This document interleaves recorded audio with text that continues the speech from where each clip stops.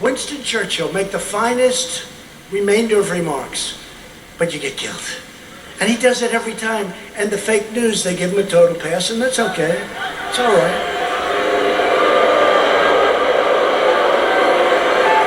It's going to happen to all of us someday. Does anybody get that yet? In Wisconsin, the unemployment rate has reached its lowest level in history.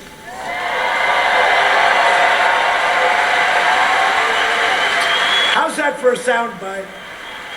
How do you beat that soundbite, right?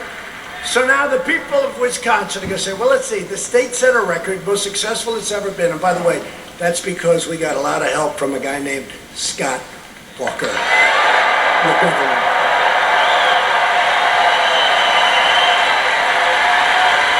Ron Johnson, all those guys, because this didn't happen so quickly. But think, so how do you beat that? You have the most successful, lowest unemployment rate you've ever had. And then they say, somebody's going to come and say, well, we'll do a better job. Really? You're going to do a better job? The lowest in history by far. Your #1 economic numbers by far. Oh, let's put somebody else in as president. I don't think so, right? But here's one that I love the most. African American, Hispanic American, Asian American unemployment rates have reached the lowest levels ever recorded in the history of our country.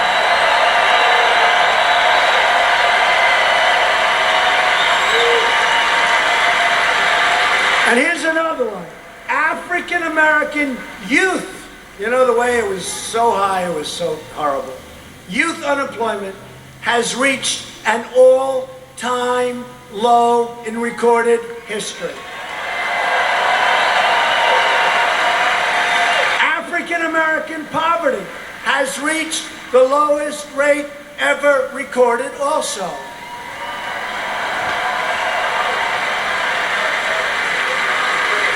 And by the way, just out of curiosity, how are your 401ks doing?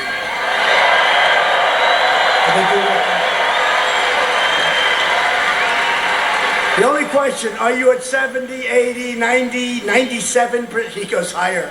What are you at? What's yours? 100%. Not bad. I know who he's voting for. But think of this, because this is what it's about. It's that, you know, these companies, these big public companies, they're owned by the people. They're owned by everybody. Rich people, and they're owned by everybody. We have set 141 records on the stock market, highest levels ever in recorded history. 141 records. That means in less than 3 years, for 141 days, we set a record. Think of it. We've set 141 records. Who the hell can do that?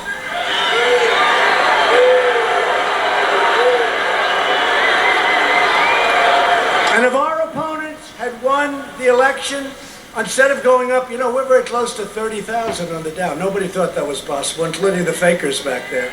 Nobody thought that was possible. Instead of being up, you would have down, I really believe, because regulation so important, tax cuts so important, it got it all going. I believe instead of being up massively, whatever the number is, but depending on who you are, changes, but it's all way over 60, 70, 80, you guys know. You would have been down 50, 60, 70.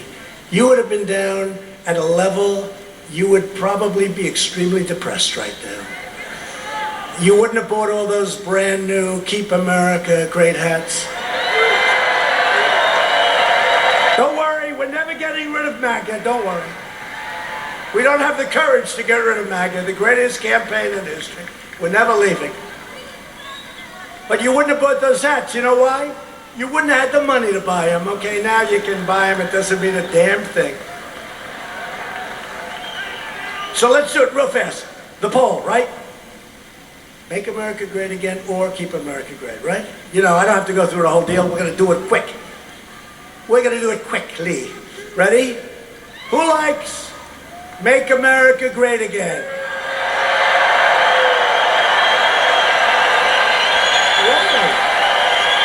You're very loyal people in Wisconsin. Who likes Keep America Great?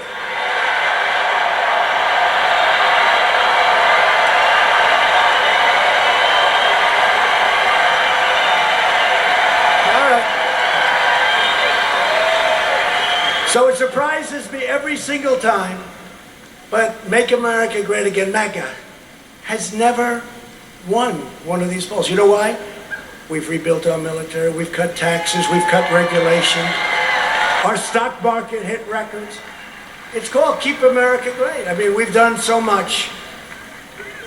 And I just got a free, see, these Democrats, they go out, spend $1 million in a poll. What I do is I take my own poll, and they'll interview 203 people. 203 people say, they'll get it wrong, because I'm always surprised. Make America Great Again, I think, is the greatest phrase ever used in politics, right? So to switch it may be crazy, so we're going to use them both, okay? We'll use them. But under the Trump economy, the lowest paid earners are reaping the biggest, fastest, and largest gains. You know that, right? This is a blue-collar boom. They don't like telling you that. Under my administration, the growth in net worth for the bottom half of wage earners has increased 15 times more than under the 3 previous administrations. That's pretty amazing. Because they keep saying, oh, the rich are getting richer. Well, the poor are doing the best they've ever done. Earnings for the bottom 10% are rising faster than earnings for the top 10%, proportionately. Under 8 years of the Barack Hussein Obama administration,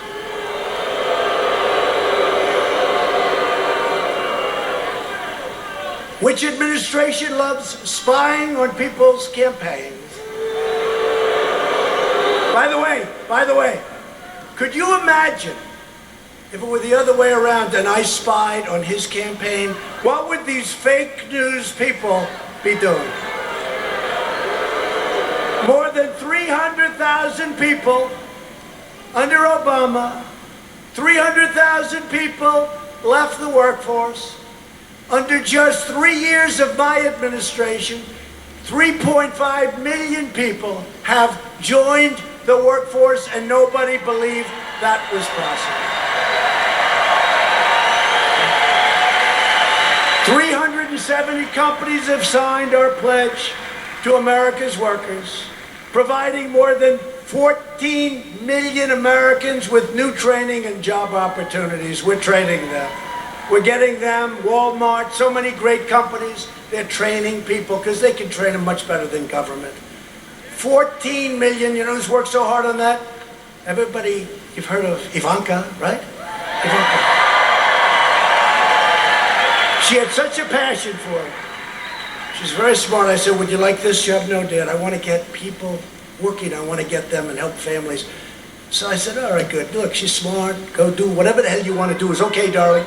So she had a goal of 500,000 people. She was going to get trained, get into companies. So she'd call Walmart, she'd call Exxon, she'd call all these great companies. And all of a sudden, she hit 8 million.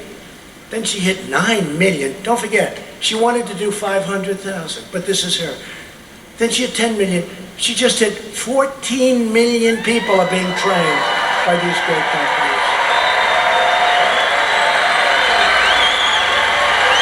14 million. Ivanka. 14 million. Would you believe that's possible? But that's why we have the best unemployment rates. We have the best employment rates. By the way, 160, very close to 160 million people are now working in the United States. Nobody's ever even come close to that number. We've lifted 10 million people off federal welfare programs. Real median income is now at the highest level ever recorded in the history of our country. Think of that. Real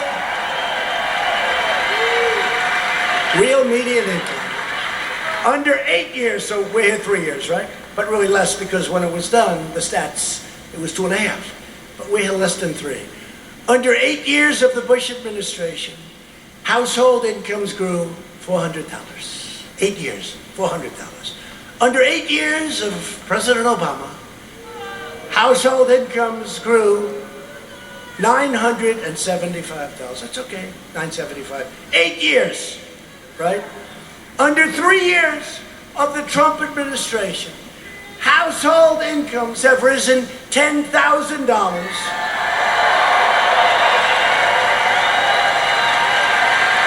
$10,000. That's why we're doing well. The consumer. Go up in 20 days. And yes, there's still a lot of fluidity, but what they do here tonight is going to be absolutely critical and maybe changing some of that, maybe moving the 60% saying they're not so sure down a little bit and making them more locked in. You know, in the last couple of weeks, people understand what a dangerous world we live in, and they're voting for president, and I think they want to see somebody up there who can guide them through the tribulations that we now face.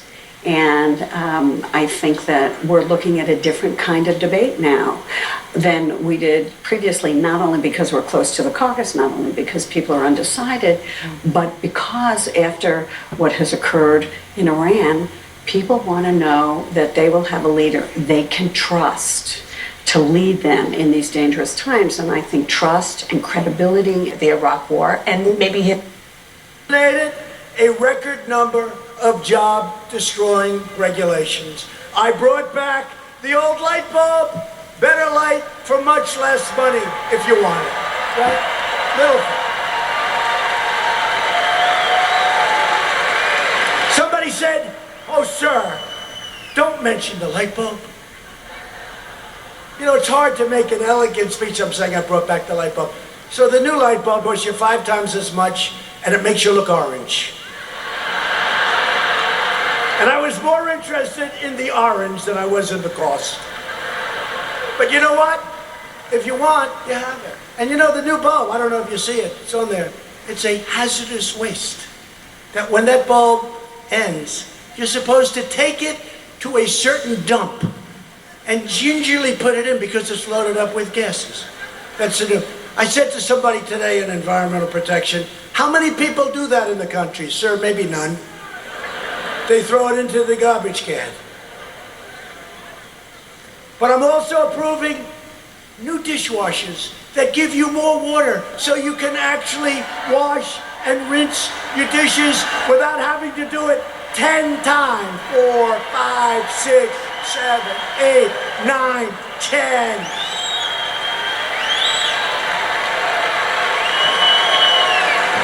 Anybody have a new dishwasher? I'm sorry for that. I'm sorry for that. It's worthless. They give you so little water. You ever see it? Air comes out. So little.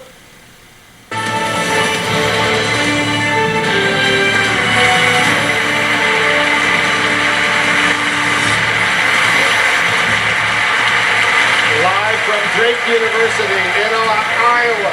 This is the CNN Democratic presidential debate in partnership with the Des Moines Register. We want to welcome our viewers in the United States and around the world. I'm Wolf Blitzer, along with CNN's Abby Phillip and the Des Moines Register's chief politics reporter, Brianne Faunensteel. The top 6 Democratic presidential candidates are in place. This is their final debate before the first votes of the 2020 presidential campaign. The Iowa caucuses are 20 days away. Before we begin, a reminder of the ground rules. You'll each receive 75 seconds to answer questions, 45 seconds for responses and rebuttals, and 15 seconds for clarifications. Please refrain from interrupting your fellow candidates, as that will count against your time. All right, so let's begin right now. Just this month, the United States and Iran were on the brink of war, which has reignited the debate over America's role in the world and which of you is best prepared to be commander.